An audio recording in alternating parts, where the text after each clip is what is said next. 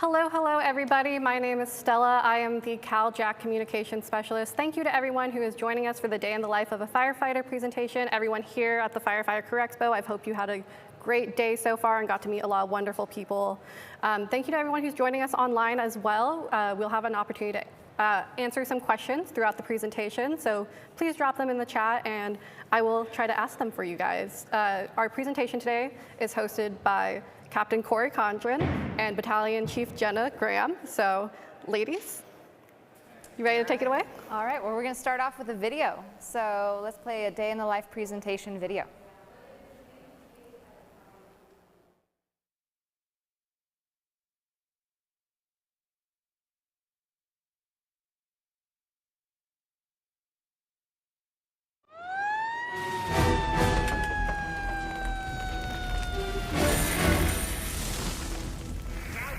I think to be a good firefighter, you need to be dedicated. Somebody that's driven, that's honest. We're looking for people that are strong. We're looking for people that can learn. Definitely need to have both physical and mental stamina. Hard work, attitude, effort. Being a team player, being collaborative in your thought process. It's a job that you really kind of have to go with the flow. At times you have to be very flexible. Professionalism is huge. One has to obviously have some sort of compassion. People who are very service-oriented. They want to be community servants. They want to make a difference. 90% of what we do is going out and dealing with the public on their worst day. So I always come to every single call and arrive with a bright smile on my face, looking to assist in whatever way I can.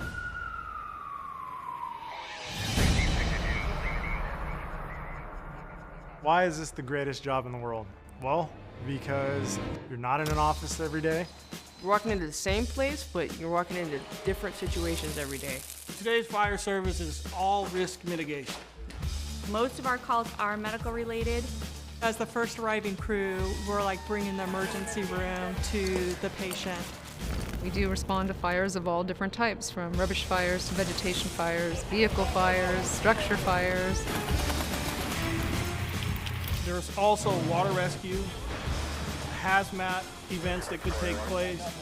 And then there's other calls like vehicle rescues, cliff rescues, trench rescues. If it's not law enforcement related, oftentimes we're the ones who are called to handle. When we come on duty, we do a shift change, and the off-going crew pretty much just gives us a run over of what they did during their time on duty, what calls they went on, stuff we may need to check over in the rig. As the day begins after the meeting, we do our cleaning and maintenance of the apparatus and the firehouse. We need to take care of our station, because if you have a nice station to live at, you're going to be a happy crew. We need to sweep and clean bathrooms and kitchens. Making sure that whatever we're doing in the station, we can drop it and be on that rig and ready to respond within a moment's notice. We have a meeting every morning. It's called Lineup. I go over all the daily new staffing and material that's required of them, and so that they have a plan, organization to their day. Which includes training, could include some fire inspections or prevention. We also provide our own meals, so members in the fire station are required to cook quite often. We figure out who's cooking, which is really the most important decision of the day, and then we'll go shopping.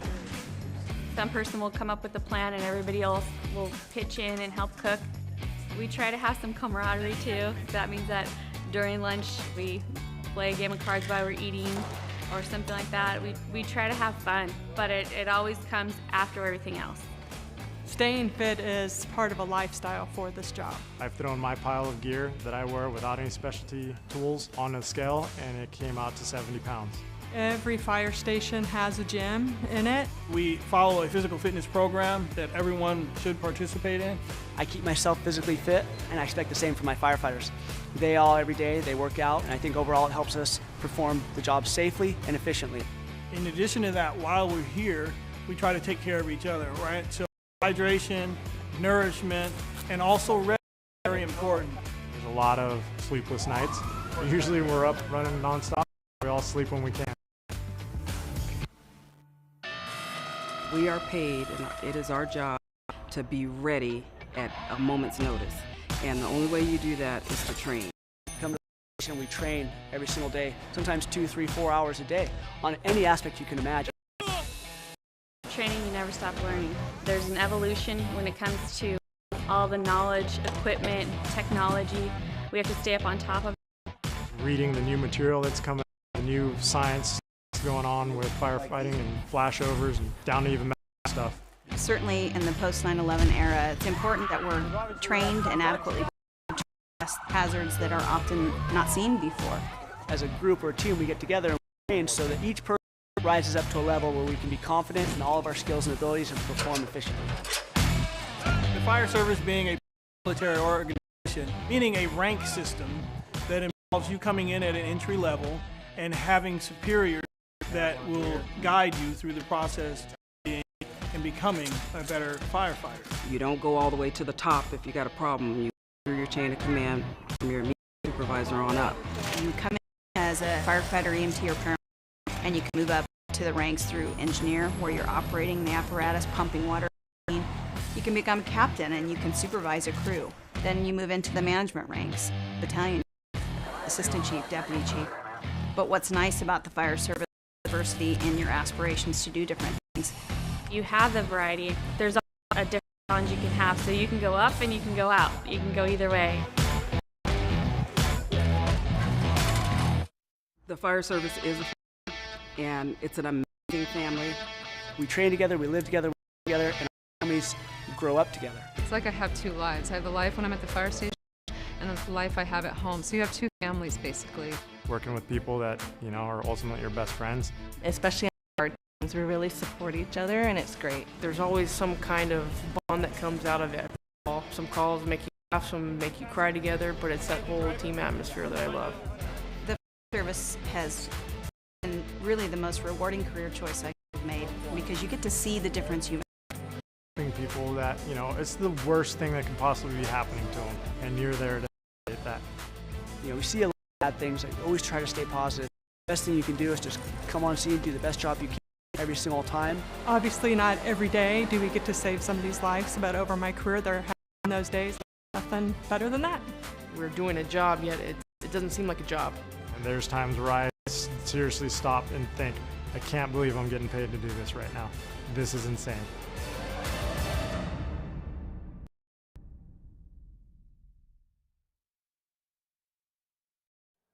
All right. So that video is basically an overall introduction to firefighting, to the fire service, and I'll on a little bit into the day in the life of what a firefighter does. So my name is Condren. I'm a captain with the San Jose Fire Department. I've been with 11 years. I spent 10 years of those as the firefighter paramedic on engine, and I currently work as a captain on Eastside Engine 2. So back actually was a paramedic, so it's kind of fun, full circle. I got into the fire service a little bit later. I was 31 years old, worked other jobs, didn't know that this is what I wanted to do, and I was introduced to it very randomly. My type A gratification, type of attitude, mentality, personality that I have, this career was great for me because every day my job is to problem solve. Every day my job is to make someone's life better.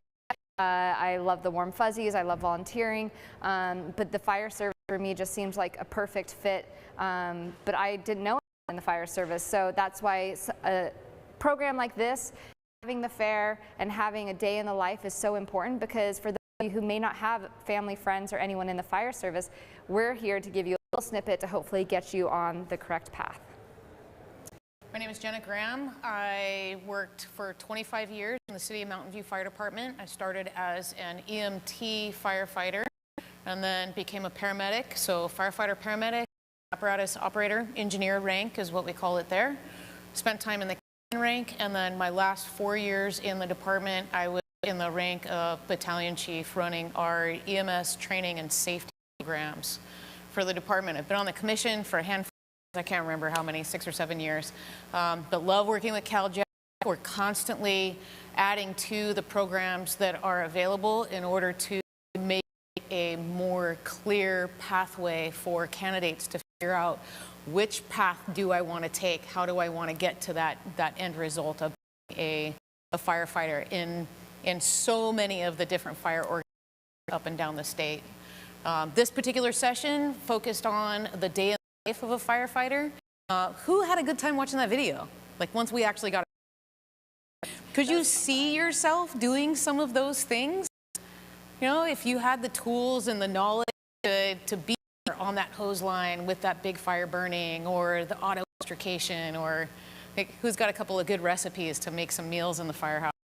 Because that's going to be as important as all of the firefighting skills, is to have the ability to make a good meal for if you're at a single engine house, 3 or 4 people, or if you're a double house or triple house, like as far as apparatus, 12 to 15 people for lunch or dinner on any given occasion. The fire is on a unique schedule. Here's a couple of those we can pass around and take a look at. 24 or 48-hour shifts, and sometimes you end up staying for a little bit more time than your regular shifts would be 48 hours, and tap for overtime, or you can put in and request an overtime shift to fill a spot that somebody else wants to leave, or vacation or injury or something like that. It requires you to be up and on your game for a long time. We typically shift at 8 o'clock in the morning. I would typically arrive at the fire station around 7 o'clock to be sure that all my personal protective equipment was ready to go, place it by the engine, get it configured is set for my size and shape, because chances are whoever was in that seat before me probably a little bit bigger than me.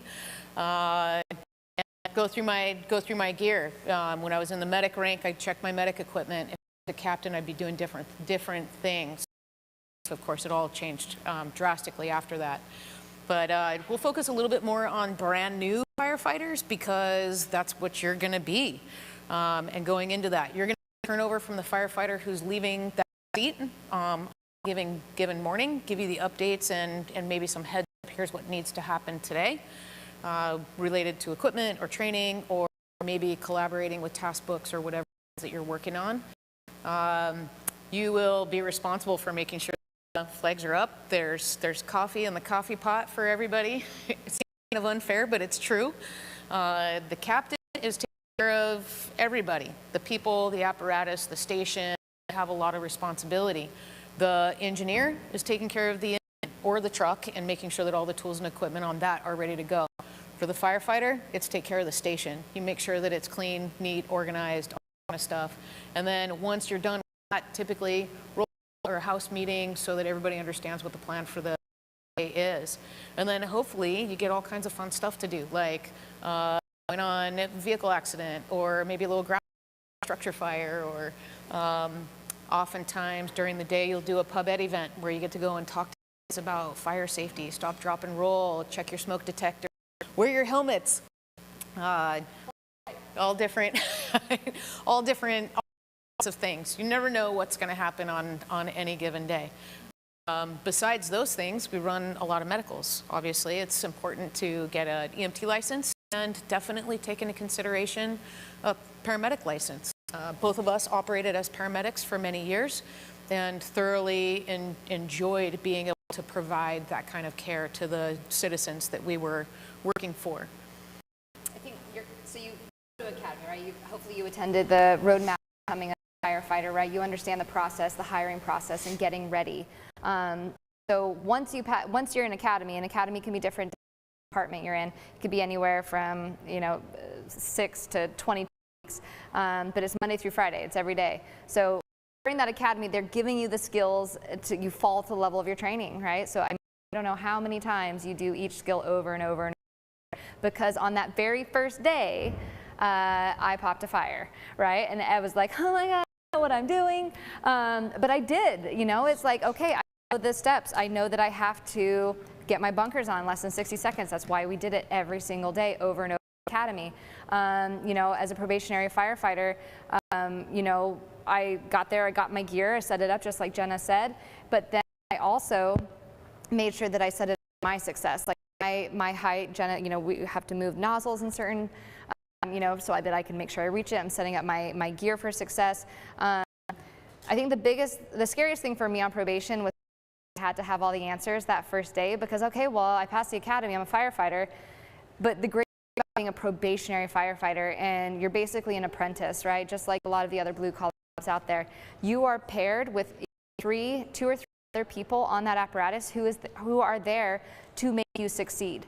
It is one of those things we do not want to see you fail. It costs about $100,000 to put a firefighter hiring process through training to getting them to the line, right? So these organizations, these cities, these counties, they do not want to see you fail. We do not want to see you fail. We just got you through the academy, which is super hard and stressful, and now you're on the line and you're about to start the good life.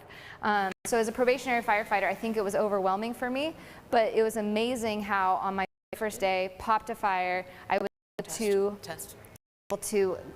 fall to the level of my training, on in 60 seconds or less, and then I was able to go out, pull a line, right? How many times did I practice pulling a line in academy, and then going into the building. And I remember going into the building and being like, oh, that's a wall of fire. Like, okay, I have a hose line, I know what I'm supposed to be doing, but it was just like little things where it's like muscle memory started happening, but I also had this amazing partner right next to me. He's like, go deeper, go deeper.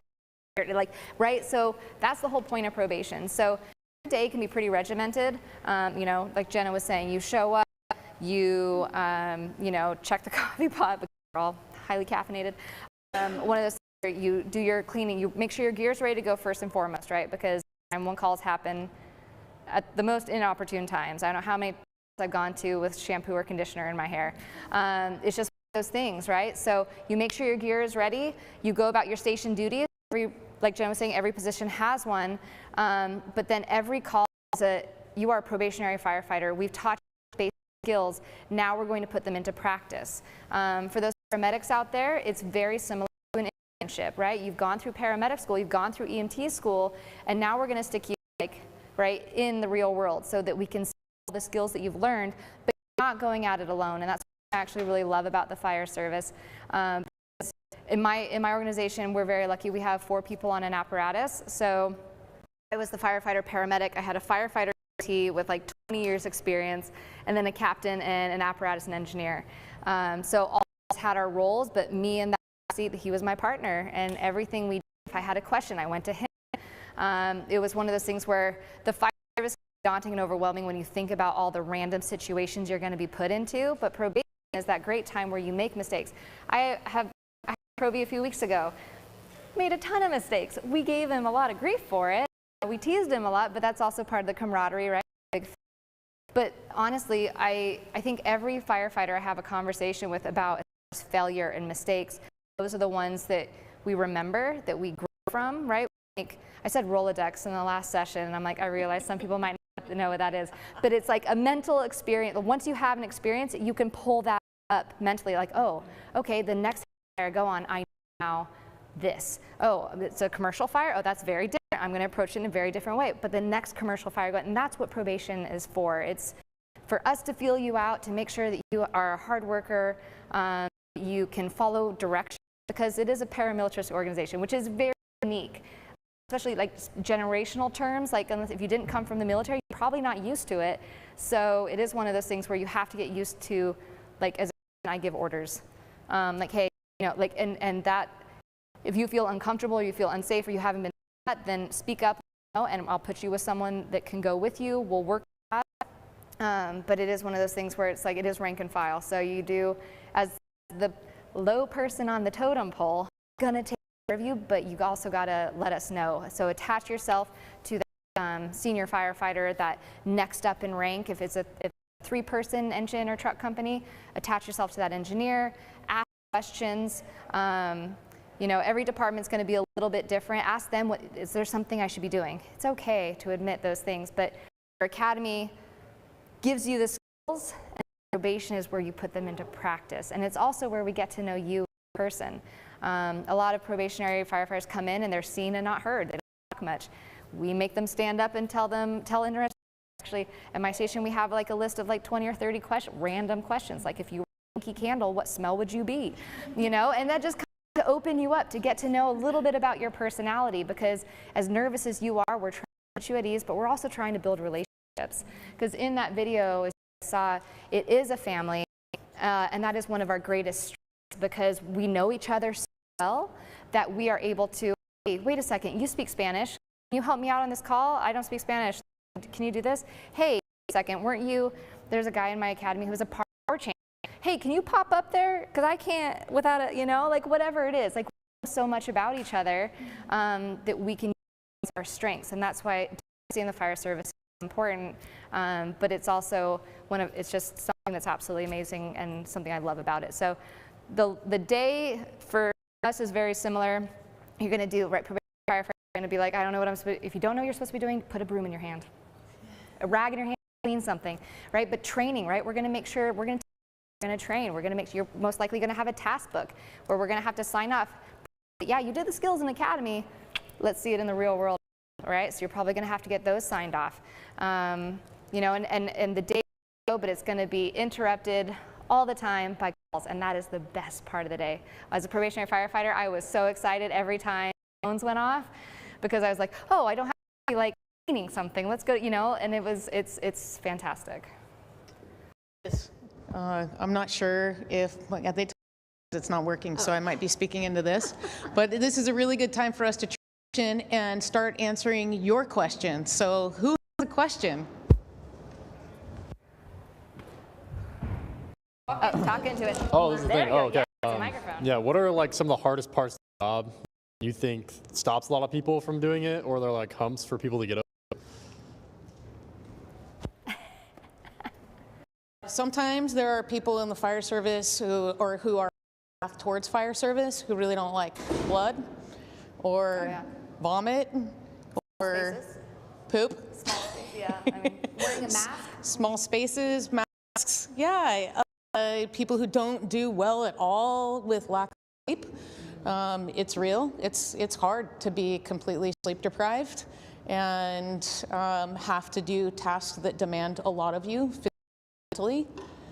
What are some others? Everyone who goes into the fire service understands physical, right? It's a physical job, but I think when I was younger, it's one of those things where it's like, okay, well, I'm going to be in shape my entire life. Yes, you're also going to put a lot of wear and tear on your body. So I think for me, it's making sure that I prepare appropriately. Like, don't lift heavy weights, but I make sure I do yoga and stretching as well, right? Make sure that the mini muscles and all my tendons, they're all strong too. The hardest thing, yeah, about being in the fire service, I think, yeah, the long hours can be stressful. So we're very lucky. We have a 48, 96-hour schedule, but we are also public servants, right? So during COVID, we have to work a lot of hours. During wildfires here in California, we can be deployed for up to 2 weeks. So it's like the schedule looks really great, but it can be pretty exhausting. And it can be a lot of time away from your family. But, you know, you have your family. It's very much like You spend a lot of time doing things that you, especially in the beginning when I was doing technical rescue and auto extrication and learning about how those tools work, where I can't believe I'm getting paid to do this, to train all these things and then putting it in action to actually affect a rescue. There are some that there's not enough money in the world to make you think about doing that. You're doing CPR on a baby, there's nothing that feels good about that, unless you save them. But it's still a really difficult situation. So some people, that's a hard no, they're not coming in. Next question. But there are resources for the bad things. So I'm a bit starting late in my career as well. I'm already 30, so I'm trying to go through a career change with it. So I'm liking everything that I'm seeing about being a firefighter, but for me, the only hesitation is getting there. It's logistics of I have to support my family while going through the EMT and paramedic and the academy. So if you can just talk a bit about like the beginning process and how to go through that. Yeah, career change. So I had a career change, right? So I didn't become a firefighter until I was 31. Those are, the fire service tries to make it as easy as possible, right? So EMT programs, they do have accelerated ones. They can be a little tougher, but they can be weekends. They can be nights. A lot of them are community. Jenna teaches at a community college, right? Where you find a program that kind of works for you. Financially, there are scholarships and things, right? And it's a relatively short program. Minimum qualifications to become a firefighter are EMT, high school diploma, right? And then you get on the statewide eligibility list at CPAT and the FCTC written test. Yeah, driver's license. Yeah, those getting an EMT, I will say, so I just got sitting on oral boards for San Jose. We just had a hiring last weekend, and the most interviews that come through are the ones that have life experience and have experience from other professions. The hardest part for you will be like, oh, I'm supporting my family. How do I get the EMT cert? Is pretty the most difficult one, and there are a lot of different programs out there. It may possibly take some sacrifice. You might have to change your schedule, like, hey, I really need Friday night or Friday, Saturday, Sunday off. I need to be able to do something. But I think community colleges, I think because it's a vocational school, basically it's a certificate. I think a lot of them realize that a lot of them are going to be adult learners. So, I mean, was that all? I feel like you had. Yeah. More questions? Just along the lines of like, I know every program is different, everything, and some departments or positions will help you pay for things along the way. About when should you expect to be like paid while you're in training, whether it's paramedic or EMT? When does it change from like you're purely a student to like, okay, you're on an internship essentially, but you're being paid to do so? So for EMT, that one's on you. That's a minimum qualification, so that's the one you got to go to get. Depending on the department, like Jenna was able, her center to paramedic school. And that's really awesome. Some departments might do that. My department doesn't. We're a pretty large department. We hire EMTs and paramedics. So, but once you get hired, so once you get on the statewide eligibility list through FCTC, you can apply to fire departments. When they hire you, you are paid throughout our entire academy. Paramedic school, if you're hired by a department and they sponsor you, that they'll pay you during that time and they backfill your spot at the station. But you have to hit those minimum MQs in order to get the process. So it's like the big sacrifice is EMT school for those with career changes and families. After that, getting hired, you will be supported by the department you get hired with. If you find that you'd like to go to paramedic school, once again, that's unless you find a department that's willing to sponsor you, that it's another sacrifice, unfortunately. Anything to add? I will say that the community college I'm currently teaching at does have a lecture for the EMT program online. They do have one in person. The only part that you have to come to is the hands-on skills lab. One that I'm teaching, there's a lot of people like yourself who are career change adult learners, and we start at 5:30 and go to 8 o'clock on Monday nights. So there are programs out there that is, you just have to find the one in your local area that meets your schedule. Cal-JAC also, they have a free EMT and paramedic program, but it is, you have to apply, go through, and I know they do, like, so schooling will be free. The schedule makes it so that you can actually have, depending on what your profession or your job is, they do work with you on that, and like they play like mileage reimbursement, things like that. They really want you to succeed if you get into that program. Those programs are more rare, but it is something to consider. So look at caljac.org to check out that program. More questions?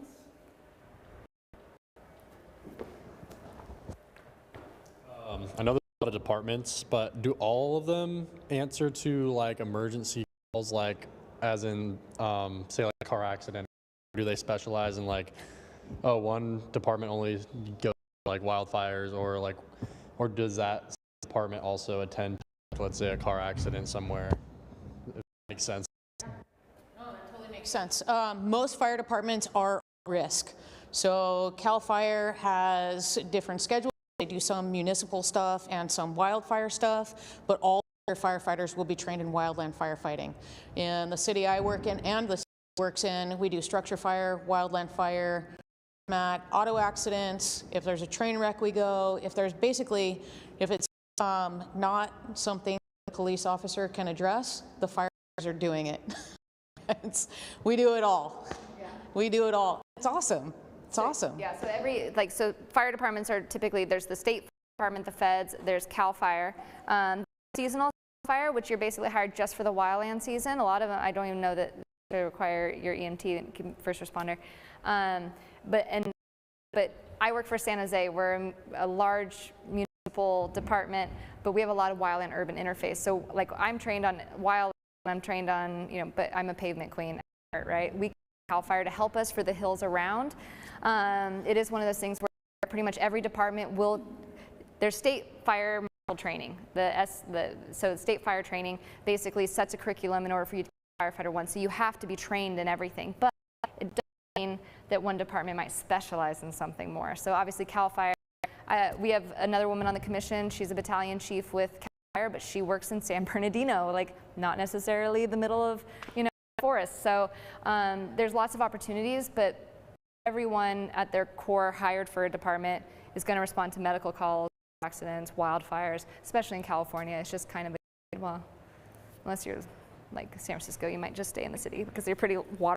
But for younger folks, I would definitely encourage into working a season or two for Cal Fire. I would, because once you get into a municipality and you're on a career path for, you know, 25, 30-year career, it's hard to go kind of backwards because they tend to pay quite as much, but the experience is fantastic. Some people get into Cal Fire and decide that they want to stay with that organization for a really long time. That experience is super valuable. Somebody who already has a family and the responsibility of supporting them, I would recommend to you, get that EMT, take the CPAT and the written. Definitely take the course for the written. Definitely, it's $160 to take the CPAT. It's $30 to practice. Just consider it a $200 test and absolutely positively take the practice. Like, get in and do the orientation and do the practice. It will benefit everybody. Plan for it and be strategic. Do those things in relatively close proximity. Fire departments who are getting ready to hire will be asking for candidates off of the statewide eligibility list, oftentimes based on that test. Getting a 72 test is passing technically, but think of it in terms of, do I want the C- student coming to my house to rescue my mom or my kids or me? You know, you want to be the A. You want to be the A student. And fire departments are often pulling EMT candidates who have like an 85 or better. Just because they can't interview 3,000 people. My guys' agency couldn't interview 3,000 people. I don't know how many you guys are interviewing. In our interview last weekend, I want to say we interviewed somewhere between 400 and 450. But once again, we had over 1,500 applicants. So it's like you get that many applicants, you need to score well. The written test is the one thing you really need to do well to open your options for getting interviews, and then interview prep and everything else. But department, like if you like search and rescue, then look for a department that has a USAR team. If you like wildland, then yeah, I mean you can go work for Cal Fire or a department that has that interface. Medical calls are a huge part of most municipal and county fire departments. It's about 70% of my call volume. Might be larger in other areas. So yeah, it's just kind of, it's just, you know, emergency services, we're here to serve. More questions? I know you have questions. I know you have questions. Because now's the time. Now's the time. Can you guys talk about your favorite rescue story? I don't know. I can tell a story. This is fun because I drove Engine 51 in District 1 for years. I knew that district like the back of my hand. I knew where all the median breaks were. I knew like layouts of apartment buildings. I knew where half the hydrants were. It was great. And there was one particular block that we would go to the 4th of July block party every year, and they did it up. And they'd have piñatas and all kinds of awesome food, and I'd drive the engine in this little like down the block parade. The kids would ride their little bicycles in front of us, and then we parked the engine, and I spent with this one while I was still the engineer paramedic on that rig, I spent probably half an hour talking to one particular gentleman in the neighborhood who had 100 questions about the fire engine. And I'm proud to tell him everything about it, about the engine, the pump, like anything and everything. So we wrap up that block party and go back to the station, run some calls, do our thing, go to bed, and we get a 911 call on that street later that night. And it's about 12:31 in the morning, and we go to this house. A young man probably in his 30s doing CPR on a guy laid out in the middle of the living room. And we arrive with our engine, so 3 people, and the rescue people, and they have auto pulse. So we go in, one of the other fire takes over on compressions, and I'm the only medic in the crew. So we put the therapy patch on and get the monitor going. He's in VFib. So we keep doing compressions until we have an opportunity to, okay, we're charging the monitor, you're clear, I'm clear, we're all clear, and we shock him a couple times. And after about 3 more minutes and a few medications and all that, we got ROSC, which is return of spontaneous circulation. So it's not until then, when we're reassessing 12 leads, take a blood pressure and whatever, and I look down and I actually see his face, and it's the guy I spent 30 minutes to earlier that day, answering his questions about the engine. And so we load him up, take him to the hospital. His wife follows us over there, or gets a ride from one of the neighbors, and I remember standing with her in the hospital and with my hand on her shoulder and explaining while the nurses and doctors are doing all their things. This is what's happening. Okay, they're doing this now, and this is what we saw when we were on. So, you know, like just giving her reassurance and comfort. Because when you have a patient, you have a patient plus the people who are around them, the family members, the spouse, the kids, the parent, you know, they're all people that we want to provide compassion and to as they're experiencing this really horrible event. So I was so curious about what happened, because I had had such a great interaction with them earlier that day, and we ran that call, and I go back to the station and I'm like, gosh, that's crazy, I can't believe it happened. And you know, so 2 days later, I had a day off. 2 days later, I'm back on duty. I call the hospital and I asked them, I asked the hospital staff, like, hey, is he still there? How's he doing? You know, and they really have like HEPA restrictions. They can't give much in the way of information, but they're like, it says he's discharged. And I was like, ooh, does that mean he's deceased, or does I said, no, discharged. So I ended up, I couldn't help it. We had another call on his street like a couple days later, and knocked on the door, and it turned out that he had come out of, they did cooling for him and kept him cool, kept him on essentially not really life support, but kept him sedated for a couple of days. He came out of that, he was breathing on his own, was able to walk and talk, but he had signs and symptoms of a stroke.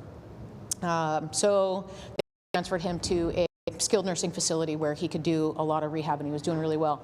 So the next year, on 4th of July, I made sure I traded on that day so that I could go to that block party. And we got to that block party, and they said, we've been waiting for you. And they're like, we're going to go get Bowden. And they went and got Bowden, and he gave me the biggest hug you can imagine. Yeah, it's really cool. Thank you for saving my life. It's awesome. It's really awesome. You got one? I mean, there's a lot. You said rescue, and my first thought was like auto extrication or like down a hill. Those I go on relatively regularly based on the first due area. So it's just like, for those, it's just fun. It's interesting. It's just stuff I never thought I'd be doing. You know, I grew up white collar academic, not necessarily, you know, hands-on, and suddenly I have, you know, what you guys, everyone else calls the jaws of life, but like extrication tools, and I'm like trying to break a car, and then I have to crawl in the hole, and I have to like I'm trying to talk down, you know, and we're gonna try, how do we get them out? And it's like all of those, they're not the same. One is different. The ones I've had a lot, but it is one of those things where I think that's a great thing about fire service, because you get to impact people's lives, and they're gonna remember you. Like, you might not remember that specific call. Like, I've had a couple rescues, honestly, like I would not be able to picture faces, you know, but they might remember. Like, people come up to me all the time. They're like, have I seen you before? Like, you know, whatever, or like in uniform. They're like, you ran on it, you know, and so I'm like, oh, hey, I'm like, I've met you before. Like, I don't remember them, but they remember me, and I think that that's the best part about the fire service, is I'm a bunch of calls, semi-memorable to me, but they're very memorable to the person looking for help. Do we have any questions from online? We do not, but one of our commonly questions, actually, you made me think of it, is, am I too old for this career? What do you guys have to say about people who are career changing or worried about that aspect of things? We just hired a 6-year-old woman in our department, and she's killing it. Like, all you got to do, you have to be physically prepared, right? You got to take the appropriate steps. You have to take the written test, take the CCAT, you know, be academically, you have to be able to study, right? Because there are a lot of quizzes and stuff in academy. But the number one question you need to ask yourself with career change and maybe a little older and getting into the fire service is, can I physically do this? You know, it was at EMT school with a bunch of 18-year-old guys when I was late 20s. So like, I'm like, oh, God, maybe this is too late. I joined the fire service at 31. I was part of, they called it the AP group because we were all in our 30s, you know. We were older than everyone else in the group, but we killed, like, right? It's just, like, there's no discrimination in the fire service when it comes to age, like gender, ethnicity, anything, in that you have to pass the tests. Everyone in the academy has to do the same thing. If you can do that, then you can be a firefighter. You have to train an older person, you might have to train a little differently. You know, you have to, but you also have better, like, personal such like, oh, I'm gonna make sure I sleep, I'm gonna make sure I hydrate me. But it's just, if you can do it physically, and you can pass the test, and you can learn new skills, and you can work with people that you really just met, but you're gonna live with them for 48 hours, then come on board. Like, I appreciate anyone that comes with life interests, like life interests, you know, because they're going to be able to, we serve our community, we're a reflection of the community.